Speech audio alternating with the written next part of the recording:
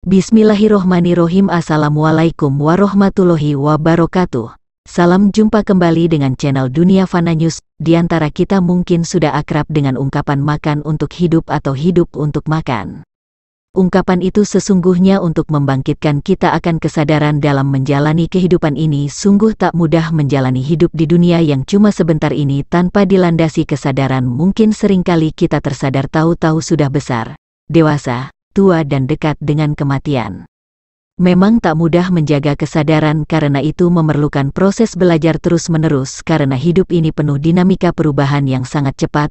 Ibarat kita ini jadi penonton di layar TV dengan acara yang terus datang silih berganti, namun kita mungkin belum sadar posisi kita sebagai subjek atau objek. Kita ini harusnya bisa terus menjadi subjek terhadap objek yang kita tonton, tapi faktanya kita sering larut ke dalam berbagai objek tontonan kehidupan yang datang silih berganti ini, sehingga kita sering kehilangan kesadaran hakiki akan kehidupan ini.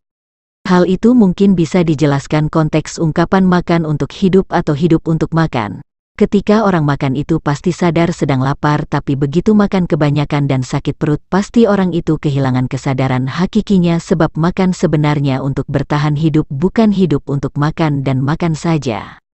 Saat kita sedang makan karena lapar, itulah yang disebut kesadaran spontan, tapi setelah selesai makan kita lalu merenung bahwa kita harus makan untuk menjaga kesehatan dan mensyukuri nikmat makan dan sehat sebagai karunia Allah. Itulah yang disebut kesadaran hakiki yang kita dapat melalui proses perenungan.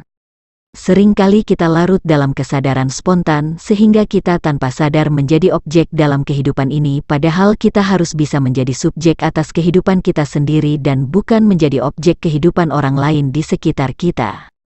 Agar bisa menjadi subjek atas kehidupan kita harus terus belajar menjaga kesadaran. Saya tekankan kata harus terus belajar, karena untuk menghadapi kehidupan yang sangat kompleks ini kita butuh banyak belajar agar wawasan kita bertambah sehingga akan meningkatkan kesadaran kita. Saat kita sedang terpuruk ekonomi lalu mendapatkan perlakuan buruk dari orang lain, saat itu ego kita pasti tersinggung. Itu wajar saja. Yang tak wajar bila kita lalu menyerang secara berlebihan.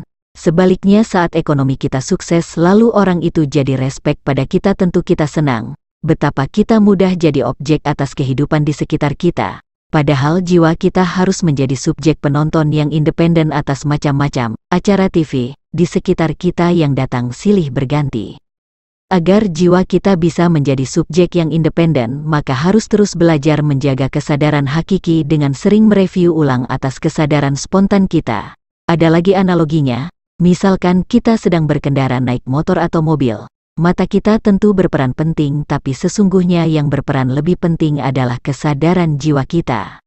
Dengan mata kita bisa melihat ke depan, kanan kiri kita agar tidak terjadi kecelakaan, akan tetapi bila kesadaran jiwa kita menurun karena faktor mabuk atau stres, meski mata masih melihat tapi tanpa dikendalikan kesadaran, maka bakal sulit mengendalikan motor atau mobil yang kita kendarai. Seperti juga saat kita lapar lalu makan kenyang sampai sakit perut. Saat itu sedang dikuasai kesadaran spontan yang sifatnya fisik dan lemah, sedangkan kita kesadaran hakiki jiwa kita sesungguhnya jauh lebih kuat tapi jarang dilatih dan dipergunakan untuk merenung.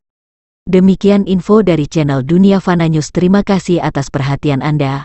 Wassalamualaikum warahmatullahi wabarakatuh.